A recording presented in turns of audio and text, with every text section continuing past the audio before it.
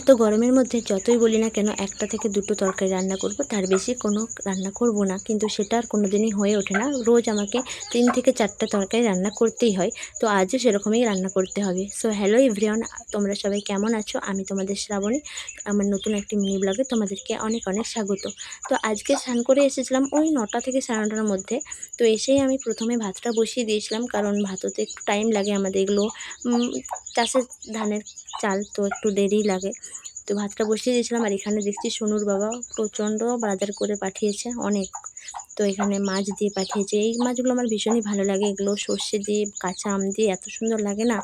তো এখানে আরও দিয়ে পাঠিয়েছে লাউ শাক, কলমি শাক, বেগুন, করলা, টমেটো, ধনেপাতা, কাঁচকলা, অনেক কিছু দিয়ে পাঠিয়েছে। আর এখানে সোনুর জন্য 2 পিস বড় মাছও দিয়েছে, কারণ সোনু তো ছোটো মাছ খেতে পারবে না। চলো এগুলো এখন রান্না করা যাক। বনিয়ে কুটে বেছে সব ধুয়ে আর করে রান্না করতে হবে। তো এখানে ভাতটা হোক, আমি তখনকে তরকারিগুলো সব কিছু বনিয়ে নিই, কারণ বানাতেও তো অনেকটা টাইম লেগে যাবে, যেহেতু আমাকে একাই বানাতে হবে। তো চলো বানানো যাক। তো এখানে ফার্স্টে আমি করলাটাকে বনিয়ে দিলাম। আর হ্যাঁ, বলে দিই আজকে কী রান্না করব। আজকে আমি রান্না করব করলা, বেগুন আর কাঁচকলা, আলু দিয়ে ঝোল। তোমরা কি কখনো করলার ঝোল খেয়েছো? আমি কিন্তু বানাই, আমার বেশ ভালোই লাগে, আর আমাদের বাড়ির সকলেই ভীষণ পছন্দ করে।